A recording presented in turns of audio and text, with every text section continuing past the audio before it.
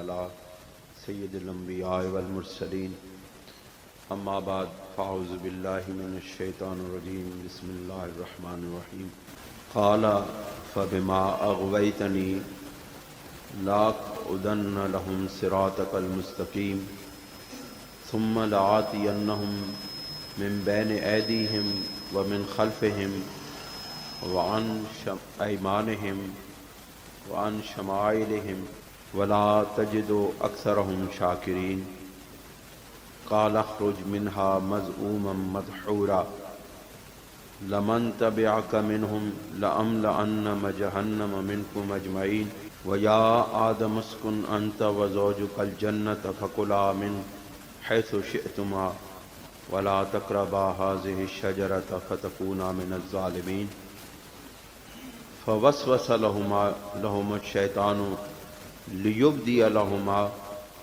ما وري عنهما من سوآتهما وقال ما نهاكما ربكما عن هذه الشجرة إلا أن تكونا ملكين أو تكونا من الخالدين وقاسمهما إني لكما لمن الناصحين فدلاهما بغرور فلما ذاقا الشجرة بدت لهما سوآتهما وطفقا يخصفان عليهما من ورق الجنة وناداهما ربهما ألم أنهكما عن تلكما الشجرة وأقل لكما إن الشيطان لكما عدو مبين صدق الله العظيم وصدق رسوله النبي الكريم إن الله وملائكته يصلون على النبي يا أيها الذين آمنوا صلوا عليه وسلموا تسليما الصلاة والسلام عليك يا رسول الله وعلى آلك وأصحابك يا حبيب الله. حضرات گرامی، گزشتہ جمعہ سے یہ سورہ اعراف کی آیات کے درس کا سلسلہ جاری ہے اور آج میں نے قرآن مجید کی 16ویں آیت سے آج کے درس کا آغاز کرنا ہے اور یہ حضرت آدم علیہ السلام کی سرگزشت ہے. یعنی یہ آیات اول سے آخر تک یہ جتنی بھی آیات آ رہی ہیں آگے بھی آئیں گی، یہ ساری حضرت آدم علیہ السلام کی پیدائش، آپ کا جنت میں جانا، وہاں سے زمین پر آنا، یہ ساری تاریخی اور کتابی حقیقتیں جو وحی کی صورت میں ہم تک پہنچی ہیں وہ اس قرآن مجید کے اندر ان آیات میں موجود ہیں. اور اہل ایمان کو انہی آیات پر یقین اور ایمان رکھنا چاہیے اور اس کے علاوہ جتنی بھی باتیں ہیں وہ سب لوگوں کی افتراء پردازیاں اور اپنے ذہن کی بنائی ہوئی باتیں ہیں. اس سے پہلے جو آیات میں بیان کر چکا ہوں وہ یہ ہے کہ حضرت آدم علیہ السلام کو اللہ تعالیٰ نے پیدا کیا، آپ کو مقام اور مرتبہ بخشا، پھر فرشتوں کو آپ کے سامنے سجدہ ریز کیا، لیکن ایک ایسی قوت تھی جو آپ کے مخالفت پر اتر آئی اور اس نے رب ذوالجلال کے حکم کو نظر انداز کیا اور وہ تھی شیطانی قوت.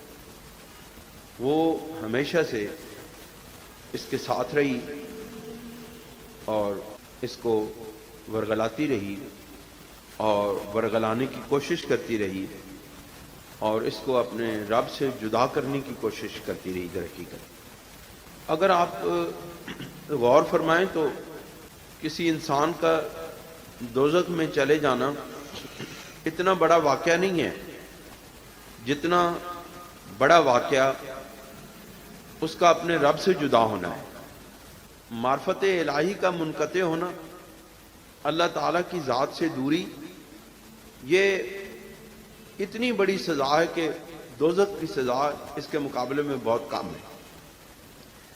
عارفان حقیقت اور معرفت الہی کے جو دریا میں غوطہ زن ہوتے ہیں حضرات، وہ اس بات کو بخوبی جانتے ہیں کہ جس وقت وہ طریقت کی منازل طے کر رہے ہوتے ہیں اور اس وقت جس وقت رب ذوالجلال اپنی قدرت کے ساتھ ان کے اندر ایک تڑپ پیدا کرنے کے لیے جس وقت ان کے ساتھ اپنے وہ جو رابطہ ہے اس کو ایک لمحے کے لیے یا تھوڑی دیر کے لیے جب منقطع کرتا ہے یا اپنی توجہ ان عرفائے حقیقت سے ہٹاتا ہے تو پھر ان عارفان باللہ، ان عارفان حق کی حالت دیکھنے والی ہوتی ہے۔ ان کے لیے وہ رب تعالیٰ سے وہ لمحاتی جدائی، وہ اللہ رب العزت کا چند لمحات کے لیے یا چند دنوں کے لیے، کچھ وقت کے لیے اپنے توجہ کو ہٹا لینا ان حضرات کے لیے اتنا تکلیف دہ ہے کہ اگر 1000 سال دوزخ میں جلے کوئی شخص تو اس سے بھی وہ زیادہ بھاری ہے ایک لمحے کا رب سے جدا ہو جانا۔ اب شیطان کا سب سے بڑا حملہ ہی یہ ہے کہ وہ بندے کو اپنے رب سے جدا کرنا چاہتا ہے، اور وہ اپنی مختلف اپنی طاقتیں استعمال کرتے ہوئے وہ بندے اور رب کے درمیان رکاوٹیں حائل کرتا رہتا ہے، مختلف حملے کرتا ہے، مختلف انداز سے، مختلف طریقوں سے وہ بندے کو اپنے رب سے جدا کرنے کی کوشش میں لگا رہتا ہے۔ بعض اوقات وہ کامیاب ہو جاتا ہے، بلکہ موجودہ زمانے میں تو اکثر کامیاب ہو جاتا ہے، لیکن وہ خود اس نے ہتھیار کھڑے کر دیے، ہاتھ کھڑے کر دیے تھے اور ہتھیار پھینک دیے تھے جب اس نے کہا تھا کہ اے رب ذوالجلال، میرا یہ بس جو ہے یہ تیرے محبوب بندوں پر نہیں چلے گا، تو مجھے مہلت تو دے۔ اب اس نے کیا کہا؟ اس نے اعلان کیا رب ذوالجلال سے، جب مہلت مانگی اس نے تو اللہ رب العزت نے اس کو مہلت دے دی، اور مہلت بھی بڑی لمبی قیامت تک کی دی۔ اس حوالے سے چھوٹی ہے، لیکن اس کے حوالے سے، اس کی ذات کے حوالے سے بڑی مہلت ہے، یعنی شیطان کے ذہن کے اعتبار سے یہ بڑی مہلت ہے۔ اور آپ دیکھیں کہ یہ شیطانی جو خیال ہے یہ جس وقت بندے کے دل کے اندر بھی آتا ہے تو بندے کو بھی یہ دنیا کی مہلت بہت زیادہ لگتی ہے، اس لیے وہ یہ کہتا ہے کہ میں یہ کام کل کر لوں گا، میں نماز کل پڑھ لوں گا، میں رب ذوالجلال کی بارگاہ میں کل جھک جاؤں گا، آج مجھے ذرا مصروفیات ہیں، آج میرا کام اور ہے، آج مجھے ذرا دنیا کے کاموں میں مصروفیت ہے، لہذا آج میں نے اس کام میں اپنا وقت لگانا ہے، میں کل پرسوں اگلے دن، اس سے اگلے دن، اگلے مہینے، اگلے سال سے میں باقاعدہ طور پر نمازیں شروع کروں گا۔ یہ وہ شیطان کے خیال کا پرتو ہے جو انسان کے قلب پہ پڑتا ہے، تو انسان بھی اس دنیا کو بہت بڑی دنیا سمجھنے لگتا ہے اور وہ اپنے سارے کام کل پر ڈال دیتا ہے، وہ کام جو اس کو رب سے ملانے والے ہوتے ہیں۔ بس یہی وجہ تھی کہ اس نے جب مہلت مانگی اور اس کو مہلت ملی تو پھر اس نے کہا، اس نے پھر دعویٰ کر دیا، اور اس کو معلوم تھا کہ جب سخی کوئی چیز دے دیتے ہیں تو وہ واپس نہیں لیتے۔ اگر اس کو اس بات کا یقین نہ ہوتا تو وہ کبھی بھی اگلا دعویٰ نہ کرتا۔ ان چیزوں پہ غور کیا کریں، قرآن مجید کی آیات میں، قرآن مجید کی ان آیات پہ غور کیا کریں کہ کیا اس کا ایمان تھا کہ اللہ رب العزت قادر مطلق نہیں ہے؟ نہیں، اس کو معلوم تھا کہ اللہ رب العزت قادر مطلق ہے، اس کو معلوم تھا کہ رب ذوالجلال میری اس جسارت کے بعد اس کو، رب ذوالجلال کو یہ قدرت حاصل ہے کہ مجھے یہ جو مہلت دیا ہے اس کو واپس لے لے، لیکن اس کو یہ معلوم بھی تھا کہ جب سخی جو ہے کسی کو دے دیتے ہیں پھر واپس نہیں لیتے۔ یہاں پر میں آپ کو ایک مشہور واقعہ بتاتا ہوں کہ دو شخصوں کے درمیان یہ بات طے کی گئی کہ دیکھتے ہیں کہ اہل بیت سخی ہیں یا بنو امیہ سخی ہیں۔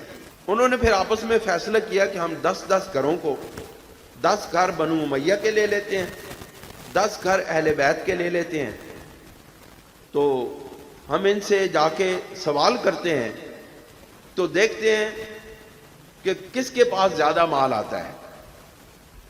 یہ بڑی دلچسپ کہانی ہے۔ تو وہ دونوں جو ہے وہ گئے ایک بنو امیہ کی طرف چلا گیا، ایک اہل بیت اطہار کے خاندان کی طرف، ان کے گھروں کی طرف چلا گیا. اس نے مانگا، بنو امیہ والے نے مانگا، اس کو تھوڑے سے مال ملا، آگے گیا اس کو ملا، آگے گیا اس کو ملا. 10 گھروں میں گیا تو وہ تھوڑا سا مال اکٹھا کر کے لے آیا. جب وقت مقررہ پر دونوں آئے تو جو اہل بیت کی طرف گیا تھا اس سے مال اٹھایا ہی نہیں جا رہا تھا، اور جو بنو امیہ کی طرف گیا تھا وہ اتنی پوٹلی اٹھا کے لے آیا. اب وہ جو اہل بیت کی طرف جانے والا تھا وہ صرف 5 گھروں میں گیا تھا اور اس سے مال اٹھایا نہیں جا رہا تھا. وہ پہلے گیا حضرت امام حسن کی طرف، انہوں نے اس کو 1000 درہم دے دیے، 5000 درہم دے دیے یا 50,000 درہم دے دیا، مجھے وہ صحیح فگر یاد نہیں. پھر وہ گئے حضرت امام حسین کی طرف. ان کے جب پاس وہ گیا تو انہوں نے سوال کیا، تو انہوں نے پوچھا کہ پہلے بھی کسی کے پاس گئے ہو؟ انہوں نے کہا میں آپ کے بڑے بھائی حضرت امام حسن مجتبی رضی اللہ تعالی عنہ کے پاس سے ہو کے آیا ہوں. انہوں نے پوچھا انہوں نے کتنے دیے آپ کو؟ انہوں نے کہا میں نے 50,000 درہم انہوں نے مجھے دیے بالفرض. تو انہوں نے کہا کہ اب احترام ہے اپنے بڑے بھائی کا، ورنہ میں آپ کو اس سے زیادہ دیتا، لیکن اب میں آپ کو اس سے 25,000 یا 30,000 کا میں اتنے دوں گا، کیونکہ میں اپنے بڑے بھائی سے آگے قدم نہیں اٹھا سکتا. یہ احترام ہے اہل بیت کا جو ہمیں تربیت دی ہے. یہ اہل بیت اطہار نے ہمیں اپنے بڑوں کی عزت کی احترام کی تربیت دی ہے. اللہ عزل کا وہ جب 2-3 گھروں میں آگے گیا تو اس کو اتنا مال مل گیا کہ اسے اٹھایا نہیں جا سکتا تھا. انہوں نے کہا بھائی میں اب آگے جاؤں گا تو اور مال ملے گا تو اٹھاؤں گا کیسے؟ وہ 5 گھروں سے ہی واپس آ گیا. اب وہ جو شام کو اکٹھے ہوئے، مغرب کے وقت اکٹھے ہوئے، تو انہوں نے کہا کہ یار یہ تو تھوڑا سا ہے. بنو امیہ والے نے کہا کہ یہ تھوڑا سا ہے، اہل بیت والوں نے کہا کہ یہ تو مجھ سے اٹھایا نہیں جاتا. انہوں نے کہا چلو اب یہ تو ہے کہ دینے دلانے کی بات ہے، اب یہ کرتے ہیں کہ ایک اور طریقہ اختیار کرتے ہیں کہ اب تو جن لوگوں سے لے کے آیا ہے ان کو واپس کرنے جا، اور میں جن لوگوں سے لے کے آیا ہوں میں ان کو واپس کرنے جاتا ہوں. تو جو بنو امیہ کی طرف گیا تھا اس نے جس کو دیا اس نے واپس لے لیا. انہوں نے کہا جی ہم نے تو آپ کا آزما رہے تھے، ہم آپ کو آزما رہے تھے، آزمانے کے لیے آپ سے پیسے لے کے گئے تھے، تو ہمیں یہ چاہیے نہیں ہے، تو یہ آپ واپس لے لیں. انہوں نے واپس لے لیے. لیکن جس وقت وہ بندہ جو اہل بیت سے لے کر آیا تھا اس نے جس وقت حضرت امام حسن اور امام حسین کو وہ مال واپس کرنے کی کوشش کی، انہوں نے کہا سخی دے کے واپس نہیں لوٹایا کرتے، سخی دے کے کبھی واپس نہیں لوٹایا کرتے. اور شیطان کو بھی یہ یقین تھا کہ اس نے ایک سخی غنی مطلق سے مانگا ہے، جہاں سے جو دے کے واپس نہیں کرتا. جب اللہ تعالیٰ نے شیطان کو وہ مہلت دے دی، اور مہلت دینے کے بعد اب اس کو یقین کامل تھا کہ اب رب ذوالجلال یہ مہلت واپس نہیں لے گا، تو اس نے پھر ایک اور دعویٰ کر دیا. اس نے کہا قال فبما اغویتنی، کہ انہوں نے کہا پس قسم ہے مجھے تیری، مجھے اے رب ذوالجلال مجھے تیری قسم ہے کہ اغویتنی لاقعدن لہم صراطک المستقیم، کہ گمراہ کیا تو نے مجھ کو، مجھے اس بات کی قسم ہے کہ تو نے مجھے گمراہ کیا، تو اب میں کیا کروں گا، میں اب سیدھے راستے سچے راستے پر بیٹھوں گا اور ہاتھ لگا کے بیٹھوں گا. ثم لآتینہم من بین ایدیہم، پھر میں تیرے بندوں کے آگے سے آؤں گا، ومن خلفہم، اور ان کے پیچھے سے آؤں گا، وعن ایمانہم، اور ان کے دائیں طرف سے آؤں گا، وعن شمائلہم، اور ان کے بائیں طرف سے آؤں گا، ولا تجد اکثرہم شاکرین، اور تو ان میں سے اکثر لوگوں کو شکر کرنے والا نہیں پائے گا، یعنی جو ناشکرے ہوں گے میرا شکار وہ ہوں گے۔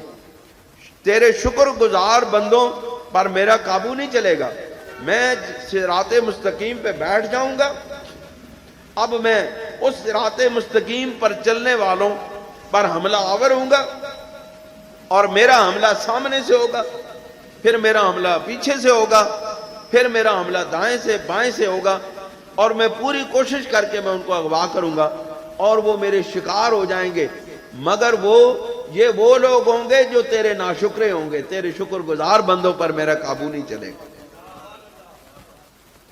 اللہ تعالیٰ کے شکر گزار بندوں پر کبھی شیطان قابو نہیں پا سکتا، کیونکہ یہ اللہ تعالیٰ کا فیصلہ ہے۔ پھر اللہ رب العزت نے ارشاد فرمایا قال اخرج منہا مذعوما مدحورا، اللہ رب العزت نے کہا کہ نکل جا اس برے حال سے راندہ درگاہ ہو کر۔ اللہ رب العزت نے اسے ذلیل و خوار ہو کر نکالنے کا کہا کہ یہاں سے اب میری بارگاہ سے ذلیل اور خوار ہو کے نکل جا، راندہ درگاہ ہو کر نکل جا۔ اس کا مطلب ہے کہ جو رب ذوالجلال کی بارگاہ میں تکبر کرتے ہیں، جو اللہ رب العزت کے مقابلے میں کھڑے ہوتے ہیں، جو اللہ رب العزت کے دین کے خلاف کھڑے ہوتے ہیں، اللہ رب العزت ان کو ذلیل بھی کرتا ہے، رسوا بھی کرتا ہے، راندہ درگاہ بھی کر دیتا ہے۔ یہ اللہ رب العزت کے دین کی نشانی ہے کہ آج تک اللہ رب العزت کے دین کے خلاف جتنے بھی کام کرنے والے ہیں، اسلام کے خلاف اٹھنے والی جتنی بھی تحریکیں ہیں، ان کو اللہ رب العزت نے ذلیل و رسوا ہی کیا ہے۔ اگرچہ وہ تھوڑی دیر کے لیے کامیاب ہو بھی جائیں، لیکن لمبے عرصے کے لیے وہ تحریکیں جو اسلام کے خلاف اٹھتی ہیں کبھی کامیاب نہیں ہوتی۔ کیوں کہ یہ دین وہ دین حق ہے، وہ دین زندہ و پائندہ ہے جس نے ہمیشہ کے لیے رہنا ہے۔ یہ رب ذوالجلال کی طرف سے ملا ہوا دین ہے، پسندیدہ دین ہے، اس دین نے کبھی نہیں مٹنا ہے۔ یہ اس کو تباہ کرنے والی جتنی بھی سازشیں ہوتی ہیں وہ خود دم توڑ جاتی ہیں، لیکن یہ جب بندے مایوس ہو جاتے ہیں، جب دیکھتے ہیں پوری تاریخ اسلام اس سے بھری پڑی ہے۔ ابھی قریب کے زمانے میں دیکھیں، اکبر کے دور کے اندر، اس برے صغیر کے اندر جب لوگ مایوس ہو گئے کہ دین اسلام کی ساری قدریں مٹ گئی ہیں، اب دین اسلام اس برے صغیر سے ختم ہو چکا ہے، اس وقت ایک اللہ کا بندہ اٹھا اور اس نے پورے دین کو پھر تر و تازہ کر دیا۔ یہ اللہ رب العزت کی مشیت ہے۔ اللہ رب العزت اس طرح اپنے بندوں کو پیدا کرتا رہتا ہے جو مٹی ہوئی قدروں کو پھر بحال کرتے ہیں، جو شریعت کی ایسی آبیاری کرتے ہیں کہ پھر یہ درخت ہرا بھرا ہو جاتا ہے۔ کبھی خون دینا پڑتا ہے، کبھی محنت کرنی پڑتی ہے، کبھی جدوجہد کرنی پڑتی ہے، یہ ساری چیزیں مل ملا کے اس مقام پر لے آتی ہیں کہ یہ اسلام کا درخت پھر تر و تازہ، پھر سرسبز شاداب ہو جاتا ہے۔ کیوں؟ اس وجہ سے کہ یہ اس دین نے ہمیشہ کے لیے رہنا ہے، اس دین نے مٹنا نہیں ہے۔ یہ اللہ کا پسندیدہ اور عطا کردہ دین ہے، اور یہ آخری دین ہے۔ اس کے بعد اور کوئی ملت، کوئی دین، کوئی شریعت قائم نہیں ہوگی۔ اللہ رب العزت نے ارشاد فرمایا لمن تبعک منہم لأملأن جہنم منکم اجمعین، تو یہاں سے نکل جا، اور اس کے بعد جو تیری پیروی کرے گا ان کو اور تم سب کو ملا کے میں جہنم اس سے بھر دوں گا، جہنم کو میں اس سے بھر دوں گا، تجھ کو اور تیرے متبعین کو۔ وَيَا آدَمُ اسْكُنْ، اب حضرت آدم علیہ السلام سے کہا۔ اب یہ واقعہ سجدہ، آدم علیہ السلام کو سجدہ کرنے سے انکار کے وقت کا ہے۔ اب کہانی آگے چلی اور اللہ رب العزت نے حضرت آدم علیہ السلام سے کہا وَيَا آدَمُ اسْكُنْ أَنْتَ وَزَوْجُكَ الْجَنَّةَ فَكُلَا مِنْ حَيْثُ شِئْتُمَا وَلَا تَقْرَبَا هَٰذِهِ الشَّجَرَةَ فَتَكُونَا مِنَ الظَّالِمِينَ۔ حضرت آدم علیہ السلام کو کہا ہے آدم، آپ اور آپ کی زوجہ جنت میں رہیں، فَكُلَا مِنْ حَيْثُ شِئْتُمَا، اور آپ دونوں جہاں سے آپ چاہیں کھائیں، لیکن ایک پابندی ہے، وَلَا تَقْرَبَا हाज़िहि शजरता, बस तुम दोनों ने इस दरख्त के करीब नहीं जाना है। फतकूना मिनज़्ज़ालिमीन, बस हो जाओगे जालिमों में से। अब यहां सवाल पैदा होता है कि जन्नत है, जन्नत दारुल अमल नहीं है, जन्नत दारे जजा है कि नहीं? वहां पर एक ऐसे दरख्त का मना कर देना, क्योंकि जन्नत के अंदर किसी कोई चीज ममनुआ नहीं होती। जन्नत होती वो है, जन्नत कहती उसको है जिसमें कोई चीज ममनुआ ना हो, किसी चीज की ममानत ना हो, जो चाहा मिल गया, जो ख्याल आया वो हाजिर हो गया। जन्नत की तारीफ तो ये है। लेकिन यहां पर मशीयत इलाही का फरमा थी। अब वो मैं आगे जाके आपको बात बताऊंगा कि वो अल्लाह रब्बुल इज्जत की वो मशीयत थी क्या। अल्लाह रब्बुल इज्जत ने कहा कि ऐ आदम, आप और आपकी ज़ौजा मोहतरमा यानी अम्मा हवा, वो इस जन्नत में रहें और दोनों जहां से दिल करता है खाएं पिए, जो दिल करता है खाएं पिए। बस सिर्फ एक पाबंदी है, वो ये कि वला तकरबा हाज़िहि शजरता फतकूना मिनज़्ज़ालिमीन, कि बस इस दरख्त के करीब, बस ये एक दरख्त है जिसके करीब नहीं जाना, वरना आप नुकसान उठाने वालों में से हो जाओ। अब वो दरख्त क्या था? वो दरख्त था इंसान के नफ्स की अलामत, इंसान के नफ्स से अमारा की अलामत। वो दरख्त जो था वो अलामत थी इंसान के अंदर जो इर्तिकाब गलती करने का निशान है उसकी तरफ। अल्लाह रब्बुल इज्जत ने कहा कि ये जन्नत है, जहां दिल करता है खाओ पियो, लेकिन सिर्फ इस एक दरख्त के करीब मत जाना। फवस्वसा लहुमा शैतानु लियुब्दिया लहुमा मा वुरिया अन्हुमा मिन सौआतिहिमा, बस शैतान ने उन दोनों के दिलों में वसवसा डाला। किस वजह से? उसका मकसद क्या था? लियुब्दिया लहुमा मा वुरिया अन्हुमा मिन सौआतिहिमा, ताकि जाहिर कर दे उनके वास्ते जो कुछ छुपाया गया था उनसे, शर्मगाहों उनकी में से, यानी उनकी शर्मगाहों को जो एक दूसरे से छुपाया गया था। हजरत आदम अलैहिस्सलाम और हजरत अम्मा हवा के दरमियान एक पर्दा जो हायल था, उसको खत्म कर दे। उसका मकसद वहीद ये था, उसका एक ही मकसद था कि इसका जिस वक्त ये पर्दा दरमियान में जो हायल है ये खत्म हो जाए तो फिर मेरा काम आसान हो जाएगा।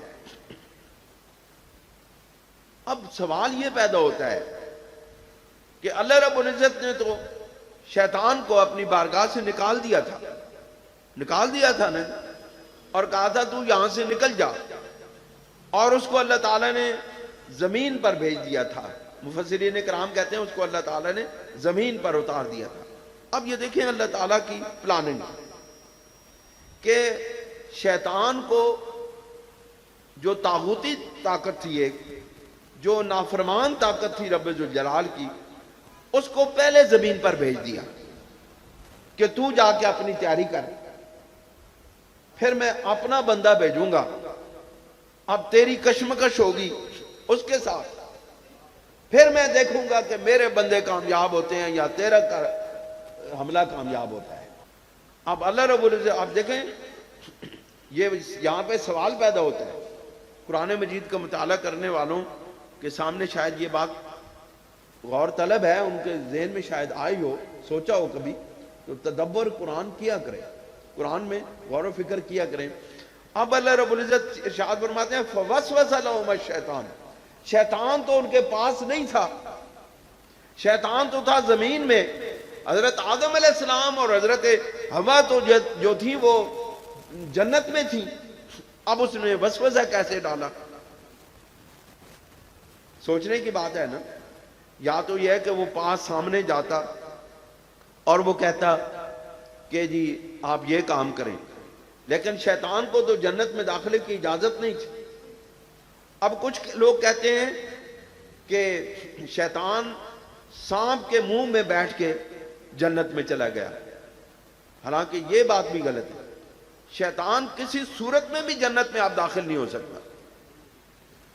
وہ اس پہ پابندی لگ گئی تھی کہ جب کہا رب العزت نے کہا لخرج منہا، یہاں سے ہماری بارگاہ سے نکل جاؤ، اب سوال ہی نہیں پیدا ہوتا کہ وہ جنت میں قدم بھی رکھ سکتا. اس کے اوپر سب سے خوبصورت بحث جو ہے وہ حضرت امام حسن بصری رحمۃ اللہ علیہ کی ہے.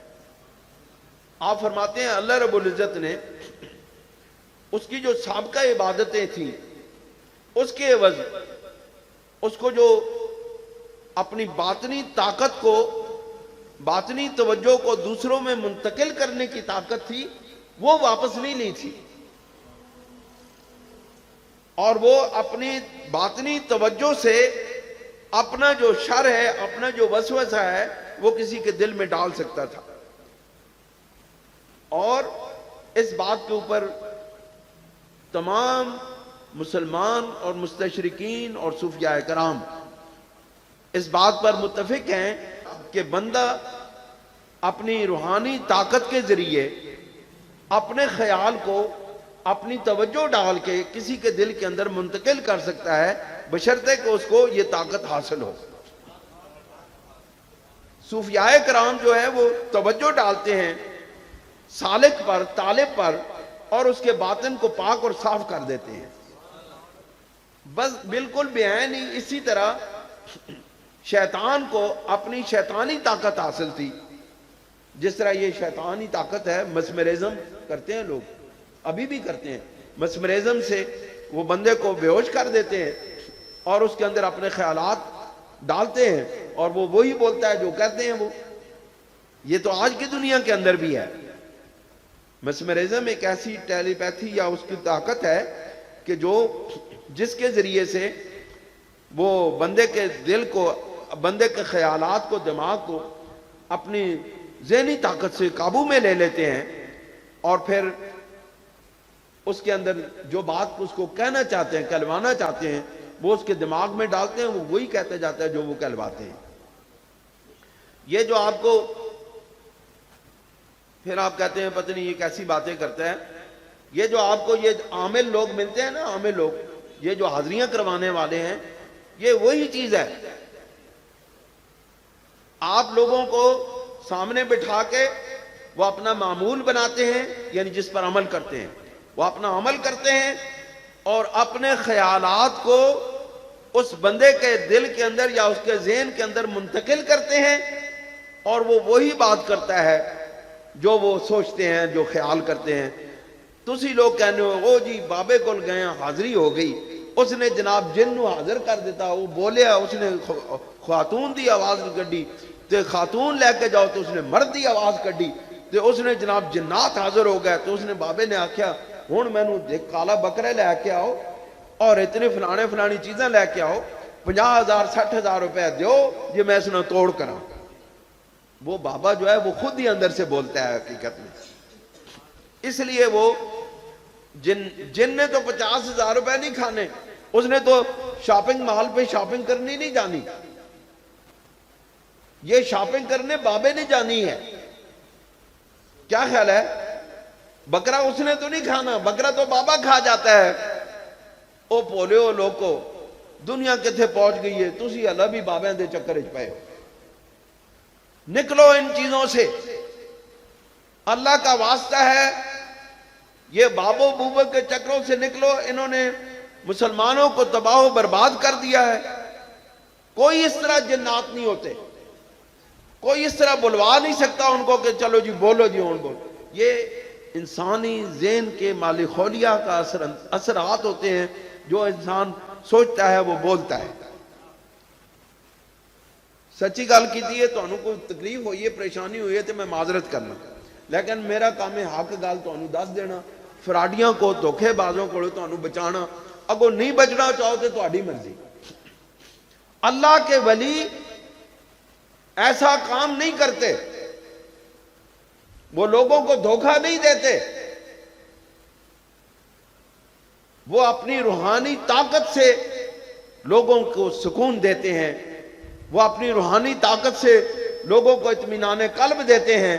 اور یہ جو پریشانی کے ذریعے پیدا ہونے والی بیماریاں ہیں یہ تفکرات کے ذریعے پیدا ہونے والی بیماریاں ہیں جن کو آپ لوگ جنات کے اثرات اور عصبی اثرات بنا کے لوگوں کے دروازوں پہ جا کے اپنا مال لٹوا آتے ہو. یہ در حقیقت اللہ کے بندوں کے پاس جاؤ جو جن کی لو اللہ سے لگی ہو، وہ 1 منٹ کے اندر آپ کو درست کر دیں گے یہ معاملہ. لیکن اللہ کے بندوں کے پاس جاؤ، شیطانوں کے پاس مت جاؤ. یہ شیطان ہیں جو لوٹتے ہیں لوگوں کو. اس شیطان نے زمین پہ بیٹھ کے اپنی اس جو شیطانی قوت ہے اس کے ذریعے حضرت آدم علیہ السلام اور حضرت حوا کے درمیان کے دل کے اندر یہ وسوسہ ڈالا تھا. کون سا وسوسہ ڈالا؟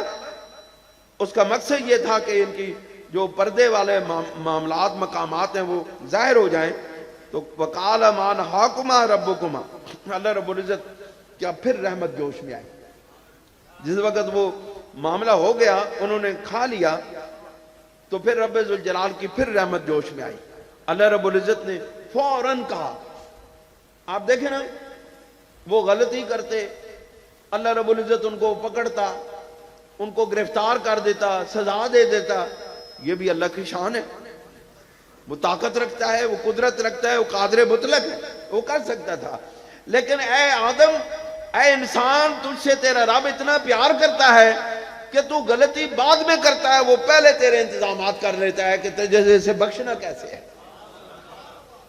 غلطی تو بعد میں کرتا ہے، گناہ تو بعد میں کرتا ہے، تیرے بخشش کے سامان وہ پہلے کر دیتا ہے کہ میرا بندہ جیسے ہی میری طرف پلٹے گا میں فوراً اس کو معاف کر دوں گا.